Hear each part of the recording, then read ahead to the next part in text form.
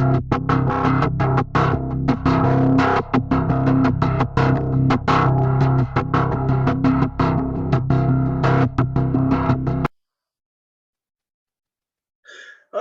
I'm your host, The Owl. Welcome to Kmfbz Radio. I would like to proudly welcome Mr. Tommy Krash from Leviathan Project. Welcome to the show, my brother. Hey, thanks for having me. How you doing today, man?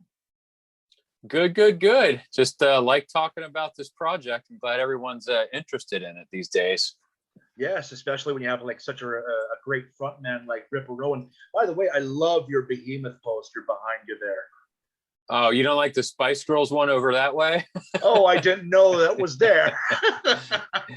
Yeah, no, I've had this behemoth one. I got it custom made because I used to work at a print shop. I got that made about probably 20 years ago. A friend of mine, she scanned the cover, and yeah, that's a fantastic album. It is a great album. So on the 4th of June, you released the EP, It's Their World, sorry. Jim Ripper Owens is the vocalist. The single is Solar Storm. I love it. Kicks so much ass. How did this collaboration happen, my friend? Oh, well, I wrote the song Leviathan in my studio, just tinkering around with guitar parts and working with new technology. And I needed someone to sing on it. So I talked to a friend of mine, a fellow podcaster of yours, Chris Aiken from the Classic Metal Show. Nice. And said, hey, you know any singers that, might be interested? I had a couple guys in mind, but I hadn't really even started the process. And he said, well, why don't you give Tim a call? He's a good friend of mine. So I talked to Tim, and he's like, yeah, send me the song and let me give it a shot. And from there on, we just kept doing more songs. And it kicks so much ass. Like, what's it like working with a frontman like Ripper Owens? Like, it's such a legendary status. The great thing of working with people who've been in the business that long, that I've noticed versus, and no offense to anyone, but guys who are weekend warriors who work, normal jobs like I do and do it on the weekends, is that, that's what Tim does. And he's a total professional. I mean, I remember years ago when I was working with Billy Childs from Britney Fox, and the same thing. That's all these guys do. So, and they're really good at their jobs. And it was just great working with him. No issues, no say, hey, I'm going to get you these tracks now, and they don't show up. And he's like, oh, well, something came up. And none of that. When he said he's going to have the stuff to me, he gets it done. I don't have to ask him to redo anything. It's just perfect. Awesome, man. So, yeah. Tommy, back to the EP, It's Their World. What was the process of making the EP, and how's the reception for it so far?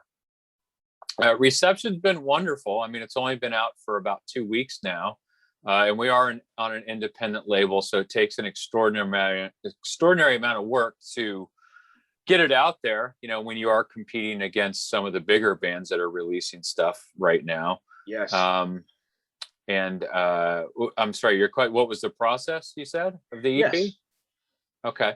Well, like I said, when I got together with the guys, Tim and Bobby on guitar, and Matt, who was a co-writer and plays bass on this with me. Like I said, the songs kept on coming out so good. I just said, let's do more and more. And finally I had a nice collection of songs, and I thought maybe I should see if I could get, some sort of backing on it, whether it be a label or someone with some money and connections that wanted to help promote it to the world. And that led me to where we're at today with the EP that just came out, and we got another one coming out in July. I think it's 9th, and then the full album is coming out in August, I believe. Awesome. What's your favorite song on it so far? I would probably say Solar Storm, and that's why we released that as the first single. We just released a video for the song Leviathan today. Mm-hmm. And that was kind of the song that kicked it off. It's very straight ahead metal. Okay. Solar Storm's a little different. I incorporated some of my black metal influences in there. Matt does a lot of the melodies on this stuff. He's the bass player and collaborator I work with. So he pre-sang, basically gave Tim on that song guide vocals, if you will, just to kind of give Tim some idea where we were going with. And Matt's got a very Lou Gramm melodic Don Dokken type voice. So between giving Tim something like that and then Tim putting his stamp on it, it came out really, really interesting, the Solar Storm song. So yeah, we like that one a lot. Yeah, I like Solar Storm too. I was just going to say, I don't know if it's on purpose, but the first few seconds of the introduction reminds me of Merciful Fate's A Dangerous Meeting. Not on purpose. To be honest, and I've said this in a lot of interviews, I've missed a lot of metal over the years. They've just gone off my radar. I'm a King Diamond fan, but I love heard more. Diamond. Yeah, I have not heard more than 2 songs from Merciful Fate, so I couldn't copy or be influenced by them if I tried, because I don't really know what they sound like that much. I guess it's kind of like King Diamond lighter with like 80s or 70s production, kind of, from what I heard. Yeah. Yeah, I thought it was so cool. I love that intro, and it fits the song Solar Storm so well. Like it was a great combination, my friend. Really cool. Yeah, thank you. And that was some experimentation in the studio. I wanted an old, like, Entombed, like just black metal or whatever they are. I wanted that really raw sound. Yeah. Speaking of Entombed, it's a damn shame about LG Petrov. We'll always miss him. Yeah. I mean, the thing is, we're getting to that age, you and I, probably, where people are starting to, pass, just part of the deal. Yeah, unfortunately. So last year you released Tommy Krash and Friends. How was it making that? Who was on the album? That was something that started in 2006-ish, 7, when I did a tour with Brittany Fox. And we started recording some of their songs in an acoustic versions of them. And we just didn't get a chance to finish it before we went out on tour. So I had this laying around for years and years and years. And I'm like, we put a lot of work into it. It's really, I thought it was really good. So I took it upon myself to enlist some other another singer and some other musicians to work on it to actually put it out. So Billy Childs from Brittany Fox played all the rhythm acoustic guitars on it. Tommy Paris sings some background vocals on it, just because he had started doing his vocals and never finished. And then this guy, Nick Malera, a good friend of mine, I actually met him on Craigslist years ago, and he lived right around the corner from me, basically. He did a lot of the lead vocals on it. And I think there have been some other people here and there that guested on it. So it's it's a neat little thing. If you're interested in Brittany Fox and you're a completist, if you're a completist, you probably picked it up. It was only sold really on real limited CD versions, and I think the song Dream On is out there on iTunes, and that's all there is to it. Cool. So Tommy, how did you break into music, and like what were your influence as a kid? At what age did you want to pursue music? Oh, it probably at around 13, 14, and I really hit music in the time 85, 86, the 87, 88, where the glam rock was really big in the United States. So that's probably where I was most attracted to hard rock and metal. Like when I guess Somewhere in Time came out, Turbo, those were my gateway albums to hard rock and metal. Great albums. Yeah, they're different. I understood the backlash from the diehard metal fans that, when they came out. I get that, because they're different. But Turbo to me was so accessible, the songs. Yes. And also Somewhere in Time, it's just a neat sounds that, we haven't heard since on either of those records from anyone. And then I played in the local scene like everyone else you probably talked to, At some point I decided that I probably wasn't going to be able to do music for a living full time, because I hadn't gotten signed to a big band, so I went the other way and did the college thing. And I've always kept my toe in it. And, eventually I met, like I said, the guys in Brittany and just made friends over the years, and always kept going at it. But, That's The it. good stuff always comes later, doesn't it? In my case, yeah. I kind of feel like, all those songs, all those bad songs and all the horrible gigs and stuff, they kind of led up to writing a song like Solar Storm or putting out an EP like this. So what do you do to keep your sound so kick-ass? What equipment do you just have to have? I don't know. I can't pinpoint it. It's because I did all the production on this, and I literally do it out of this closet I'm sitting in now. And I will do 10s of 20s, 30, 40 mixes of a song till it just sounds right. Because technology's it's really hard because there's so many options for us, and you can, if you don't have any idea where you're going with it, you can end up it just sounding like crap, which a lot of records do, even by bands that I love, because they don't use producers anymore and they just do it themselves and they have no idea what they're doing. And there's so not that many, I do, but apparently mine's working for me. Yeah, there's so many throwing everything out on digital platform. I tried listening to the new Rob Zombie album through digital. Okay. Couldn't take it in, but then I got it on vinyl, and it's the greatest thing I ever heard. Oh wow, I've never heard anyone say that before. That's interesting. Yeah, I tell you, I've been finding that I've been listening to a lot of digital music lately. Even King Diamond the Eye. I got my first cassette I ever owned back from my dad recently.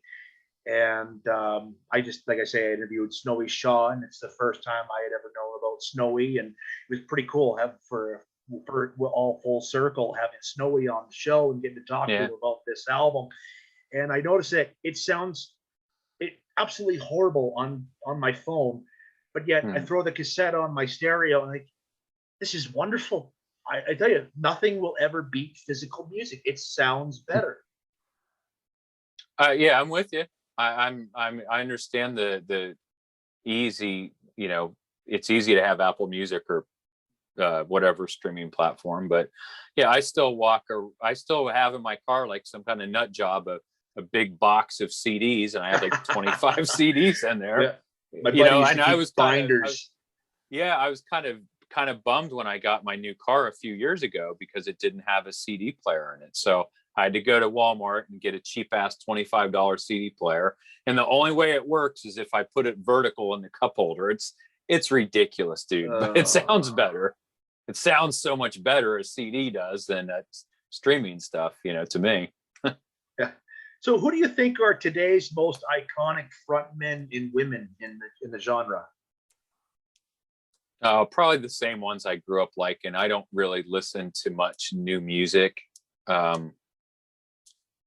Yeah, after you get to a certain age, I think some of us become so jaded and we're like, whatever,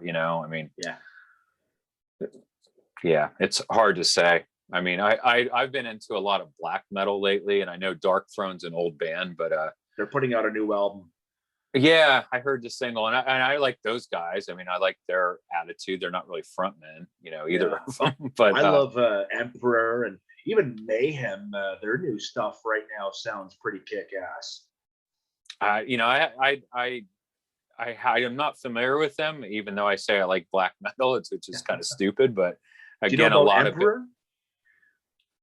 Yes, I do have one of their CDs that I haven't quite got to listening to it. I've had it for about 15 years and I haven't listened to it yet. When you're a busy man, I know how you feel like that. It's just, you just got to be in the mood for it. It's got, but so, I mean, there's a lot of great musicians out there, but I listen to the same old stuff. It doesn't matter if I'm listening to, what is it? Slip of the Tongue by Whitesnake or the new Dark Throne song. Doesn't matter to me. Yeah. So getting on to the touring aspect of things, are concerts back where you are? Well, yeah, I'm in Orlando, Florida. So pretty much we've always been able to do whatever down here. I mean, I don't really go to shows. I don't really like going out a whole lot and dealing with crowds of people and the craziness, but I hear they're out here. Yeah. Yeah, I was just going to say, will Leviathan Project be doing any clubs or any tours in the next while, or? Well, Tim's finishing up with KK's Priest, yeah. And he had some other small commitments. Yeah, now because I just talked to him a couple days ago about that, and he's doing, he didn't say when they're going on tour, but he's pretty much committed to that. So, I've looked at the options. I'm exploring options of either festivals or some, one-off shows here and there. So it's not out of possibility. Right on, man. So what do you do when you're not making music? Like where you say you have a job, everybody has like this opinion where they think that you're a rock star, you're an instant millionaire. Even the people that are rock stars are not millionaires. No kidding, eh? But it's that I don't know what it is. Like even think actors and actresses. Like if you're of any kind of an art or celebrity, you're automatically a rich person. Yeah, I mean, you look at what all of the people we grew up loving, like what they're doing today, and they're slugging it out, doing weekend gigs, they're selling coffee, they're selling shirts online, they're doing anything they can to not have to get a real job. Yeah. So what do you do? I'm a digital art teacher for high school. Very cool. Yeah. So I love digital art when I was in school. Oh yeah, it's good. So I mean, it keeps me thinking. It keeps me creative. It introduces me to younger creative minds, and keeps me current somewhat. But yeah. So I default to doing all the website and the logo design and cover design for Leviathan Project too. Yeah. So is there anybody that you want to work with that you haven't worked with already? I'm sure there's plenty if I were given the opportunity. When it comes to metal or ambient, black metal or something, there's a band called Samael out of Switzerland. Oh, I love them. Yeah, those two guys are two brothers. And I don't really like collaborating much, but it would be cool it'd be cool to be a fly in the wall in the studio with them. So I would say, probably that band or those two guys would be cool. And I mean, there's a black metal band called Morik, which is really cool. Thomas Erickson. He might be a cool guy to do a song with. That'd be awesome. Yeah. But besides that, I mean, I'm happy just doing this, man. That's cool. That's cool. Yeah. So Tommy, for my final question, just to clear everything up, what else is on the horizon for you? What's next for you this year? Well, like I said, we have 6 more songs coming out in July for this. And then we're going to take all the EPs and we're going to put them together and make a CD with probably some more tracks on it, some demos or bonus tracks. And let's see where it goes from there.